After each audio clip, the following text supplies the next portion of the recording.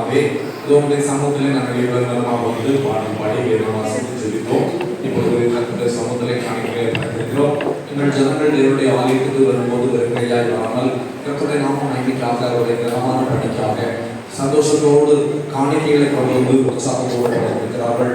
இந்த ஆராதனை படைக்கப்பட்டிருக்கிற ஆண்டவரே பை காணிக்கைகள், பிடிஎஃப்சி காணிக்கைகள், முதல் பலன் காணிக்கைகள், தசமபாக காணிக்கைகள், நேர்ச்சை காணிக்கைகள் எல்லாம் காணிக்கைகளுக்காக நம்ம சொல்கிறோம்.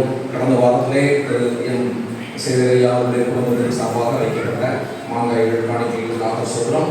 அதோடு இன்றைய தினத்திலே நம்ம ரூபன் பிஎஸ் நர்சிங் 4 வருடம் முடித்து அவர்கள் அதில் பரீட்சையை வெற்றி பெற்றது முன்பாக வாங்கி வைத்திருக்கிற லட்டு காணிக்கைகளுக்காக சொல்கிறோம். பயன்தாசையாவையும் கத்ததாமே ஆசிரியர்களாக இன்னொரு கடந்த வாரத்திலே ரயாவுடைய பிறந்தநாள் மற்றும் இந்த வாரத்திலே மகள் மேரி ஸ்டெல்லாவுடைய பிறந்தநாள் இருக்கிறது.